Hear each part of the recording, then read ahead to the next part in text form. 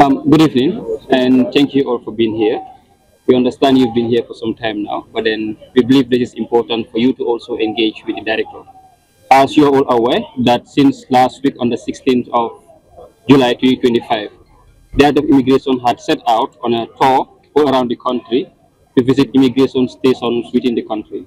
So the purpose of this briefing is to provide you insights and overview of what happened throughout this particular week, and then share certain concerns that we are able to learn throughout the procedures. Now, for the sake of time, I will be restricting the time for this briefing. So once he's done with this brief, we will take at least 3 questions from the media to clarify with you before we have a leave of you. Please bear with us that we have to be very time conscious so that we can have other engagements to be completed. I will now want to call DG to share insights with you.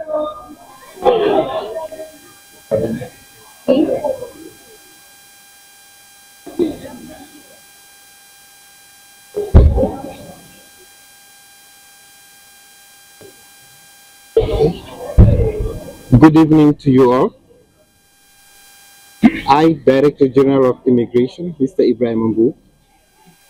I was on a conducted tour, a countrywide tour of the Gambia to familiarize myself with the GID staff, security forces, local authorities, and other stakeholders, including the Gambian communities. Two, on the agenda of this tour was to monitor the administrative and operational day-to-day activities of GID staff in the field. Three was to update myself on the successes and the challenges, to also put or make recommendations for the way forward. Four on the agenda was on community engagement, sensitization, on GID mandate. You'll be reminded that we are reviewing our act, and currently we have a standing bill.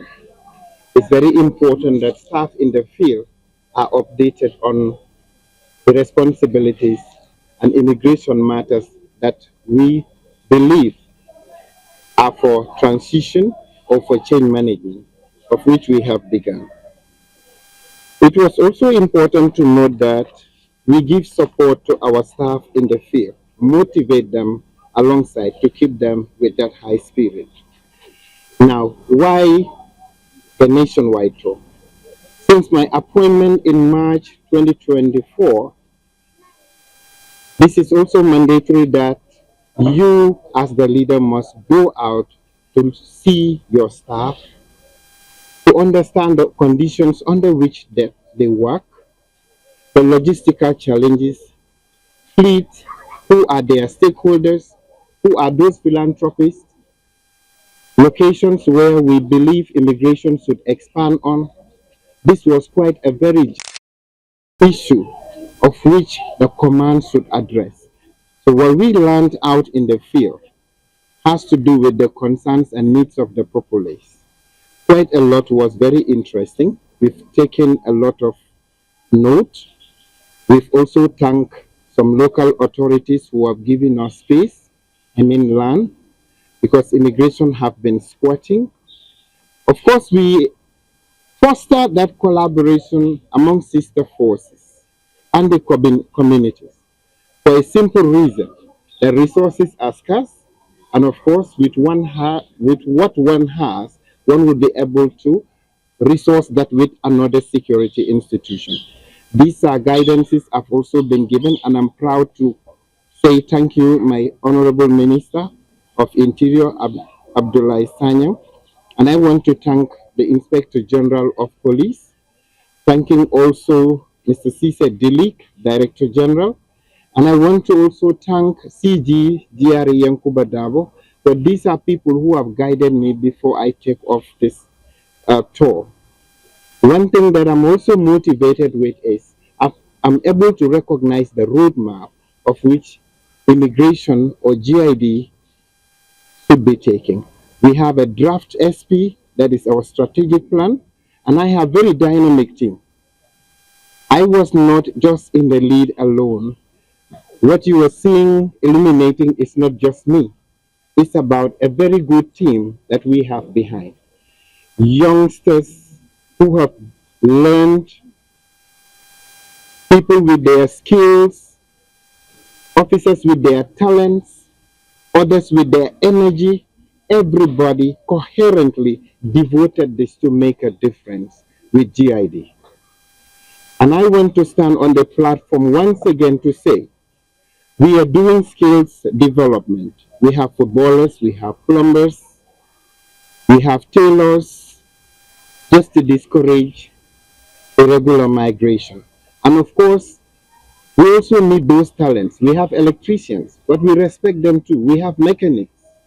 So it's not only for those graduates that you can recruit.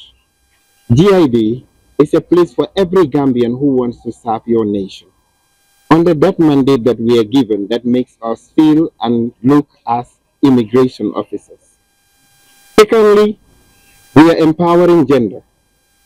We have women taking responsibilities. We have the commissioner for BIA is a woman commissioner. The operations officer for KM is a female. And we have our migration management unit led by a female assistant commissioner. So youngsters are taking that role. Some of the experienced officers are taking the role of area officers just to supervise and see how we create space for the young ones. For immigration and national development, most of our roadmap indicators are aligned from the NDP. And of course, we are cognizant of the sub-regional policies of ECOWAS. One thing that is very key for me to put here is the executive directives that we are seeing with the government are not just mere policies. These are policies derived from the sub-region. We all know about free movement and ECOWAS and what it stands for. We heard about free trade. We all know what it means. This is Africa for us. And we have to understand that there is a dream. The Africa we want, 2063. But of course, we are looking at Africa at 2030. When do we achieve all that we yearn to? So, when the heads of states go on to their meetings, some of the derived conclusions are what we need to enforce. So the executive directive on free visa is here. And of course, we have the discretion to control. But internally, we also contribute to the nation's security. And we are one of those institutions that you cannot exclude. Immigration means development. We call on every Gambian, philanthropists, but the state cannot do it alone. Of course, we are under-resourced, we are challenged, but where the need arises, join us to fight migration, irregular migration, I mean. I have very able team. We have stakeholders who are working with us. It is good to recognize the contribution of IOM and of course the return and reintegration package for Gambians who have been left outside and ashore. We are thanking our cooperation partners, Italy, Netherlands, Switzerland, Germany, and the rest of the institutions that continue to support us, the Frontex on intelligence sharing, the AFIC. We have officers, all these you see are very dynamic. They are resource persons and they handle a lot of immigration expertise issues. So the country can rely on them as much as I rely on them too. With GID, the sky is the limit because here we are as very young dynamic Gambians ready to see that immigration has its place on the globe. There are achievements we've also noted on this nationwide tour. Gambian people, we are controlling the document. And of course, we are fighting fraud. We also want you to join us fight that fraud. What is important to note is that we have a public relation office and we have officers designated as community engagement officers. Should anybody find anything that is unbecoming of an immigration expert, our doors are open. Call us, get to us, and we'll be able to find you response in the areas that you raise.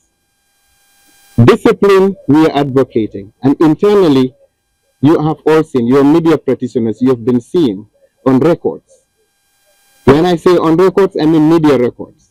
Sometimes, yes, we are harassed or we are bullied, But when we go on fact finding, it's a different case. I think immigration is a friend.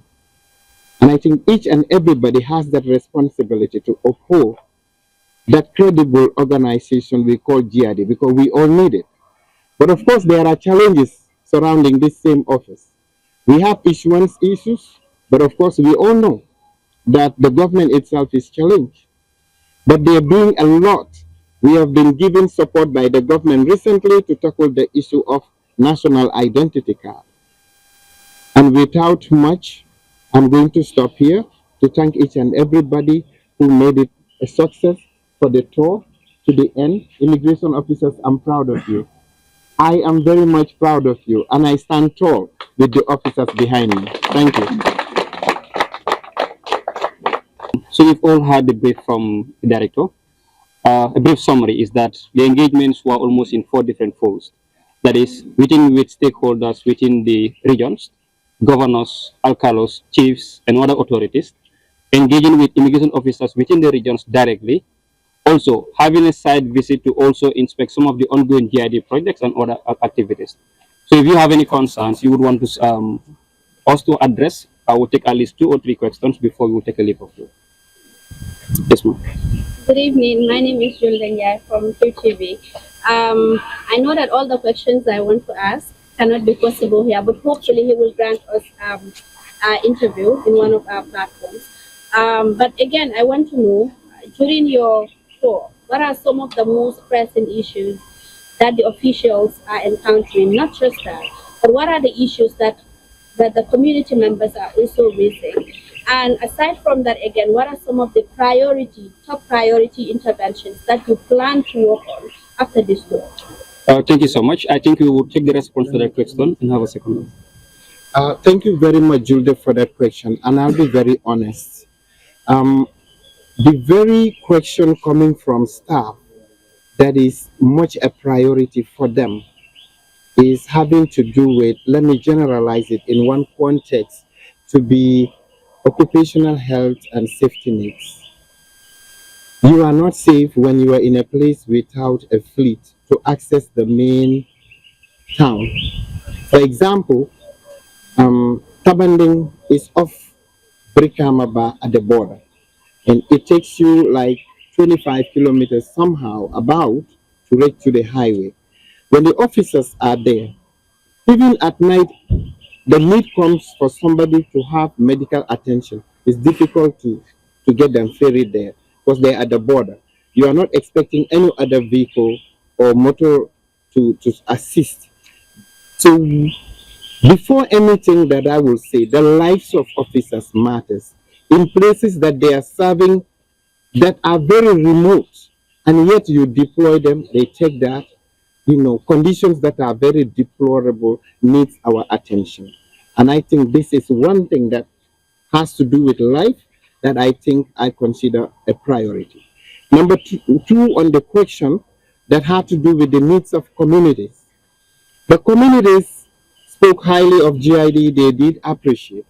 But one other thing that they do or feel challenged about is the issue of national identity card.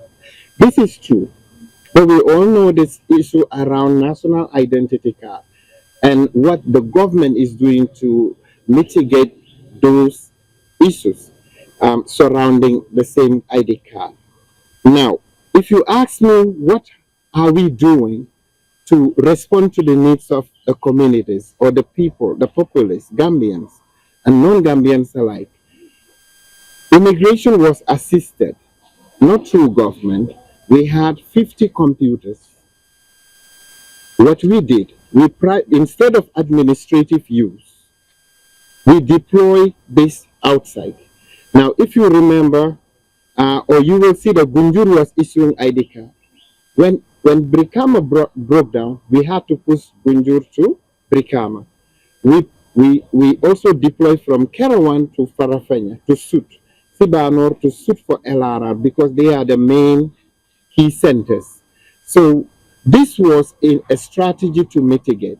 When we had our computers gifted, those that were gifted, what we did was, instead of administrative use, we deployed them to those that were for reinforcement so that they can be back. And those computers are being programmed so that Gunjur is active, Kerawan is active, and then Sibanor is active, while we have all those main centers also moving on. Again, with the motorbikes, where I'm standing right now, through UNHCR, we've been assisted with 5 to 6 motorbikes. One is deployed to Tabandeng, where, of course, even without vehicle, but they will be able to, and this is done within the last 40 days as we embark. And simply because for some, even when we are there, we will proffer recommendation that this has to be deployed there. So we looked into those areas where they are far from communities so that they have something to access the main towns or main villages, at least access roads. So because we are expected to be deployed in remote areas where people might frown to even feel civilized. But as officers, we take it upon and we don't complain. So if you talk of how we are resourcing some of these areas, these are some of the strides we have taken. And of course, one good thing is we've also moved most administrative desks into the field.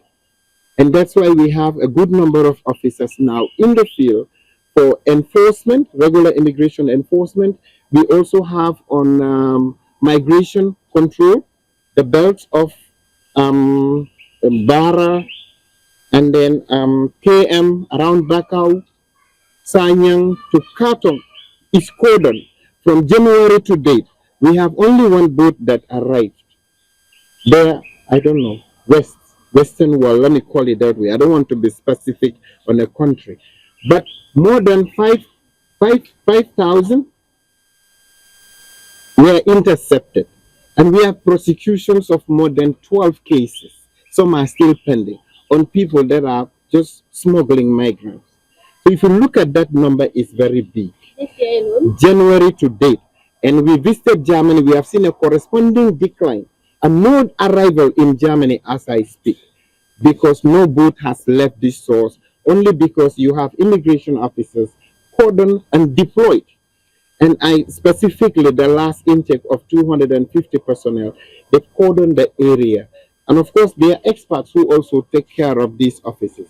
And I think I will be able to gladly call on the Assistant Commissioner for Migration, if he's around. He's gone, okay. This is happening. Alongside, we have the Gambia Commission for Refugees also on protection matters and giving social support. So quite a lot of interceptions were covered by the media themselves, and you could see how much numbers are there that when we get them. Our challenge on that side is that we don't have a reception center.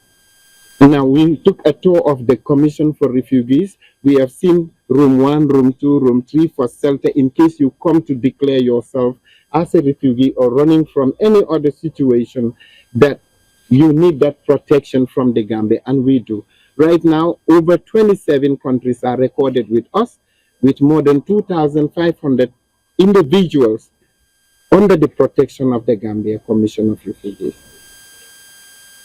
I don't know if you still need more answers, but what we are doing is a transformation step, it's a change method, so we can meet those challenges. Of course, we cannot cover all, but what I'm seeing with the spirit of the officers in the field makes me happy as a DG. And of course, we want that collabo with other teams to ensure that. But I can't say this without also thanking the Guardia Civil and the Navy, the police, where we need enforcement, they normally come in. What we see recently is that around Salaji, we've got interceptions there. We also have around the Jabang Highway, those empty houses, you can see people that are renting their houses will not know who is coming, but you have all this that can occupy rooms. So we depend on intelligence. And I'm glad to have our intel officer here. I don't need to show his face, but we have our immigration intelligence, and of course they are doing very well. Thank you. Any other question? Okay. My question would have been medical issues. Mm-hmm. So you've received a lot of complaints. Sure. I am Nelson, I'm from Florida. So we've received a lot of complaints from people in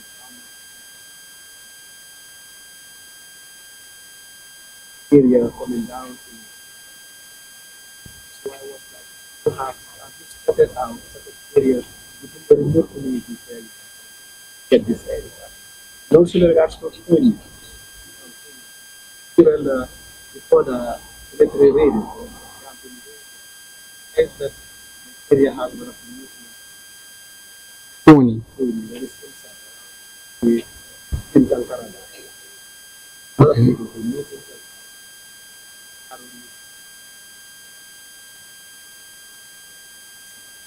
so I was like, have you spotted out all these areas there? And just, though they are very porous areas, you know they are porous.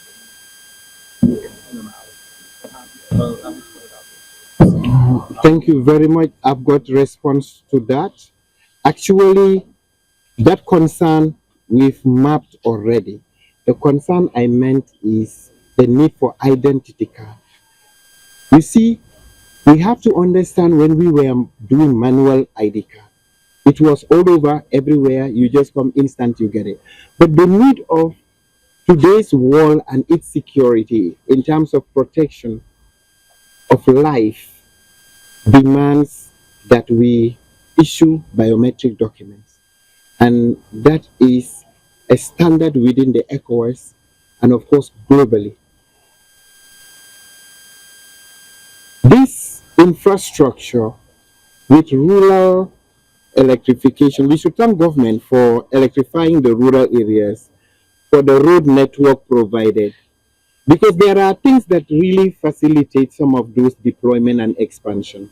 But quite necessarily, we are challenged only by banks, commercial banks around the length of Central River region. But with us, we have discussed with AG's Accountant General's office to have an alternative receipting so that we can have enrollment. But again, you are aware that not long ago, we had mobile teams to go and enroll people even on biometric passport in the region, only to expand the need, to expand that courtesy. Actually, it's a right of the people that we should be able to serve them. When I say right, I'm still trying to qualify that because it's a privilege to have that document. But to them, when I say them, it's much a right. We might issue to them on privilege, but where you go to those communities, it's more a right on their face.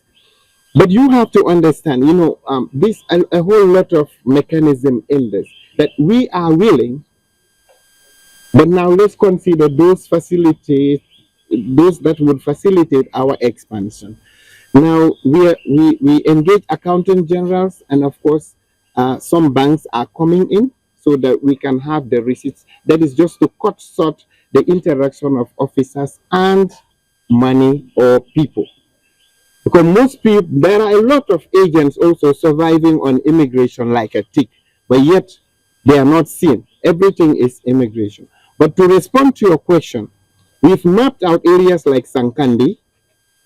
We've had a place, and of course around, so that the people from Sankandi to LRR, they will be having that privilege because people live in the cohorts in just small bend towards the river Gambia, and this is along that belt, the need of the people. So we've mapped out there. We've mapped out areas around Kaur also, around Panchang end towards Njoben. We've seen where some borders also pose a threat to what we might call expansion. We might not go too close. But the people of Kaur also requested, because Farafenye is very far, and of course, going to Janjambure is another thing. So we have given our word that expansion will be made possible to those communities, so that into main towns where we have recognized immigration entry points will be given that facility. We've heard from Patoto, but even Patoto had an issuing center. But gentlemen, the problem is when this contract between government and SEMLEX, cut short, it poses a threat to that us who are implementing. The government has done so much to have at the moment issuances going on, but it's not yet in full gear. And of course, that is where we are yearning to.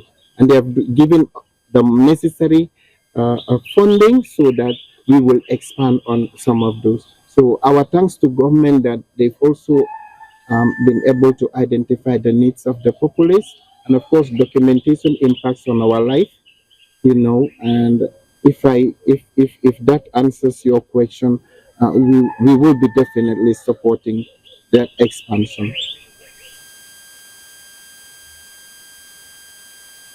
Thank you. Thank you. Thank you all. I think that is all that time has for us. We would have loved to engage more, but feel free to reach out to us if you have any other concerns. We'll be glad to answer. We look forward to more collaborations, and then thank you for being here.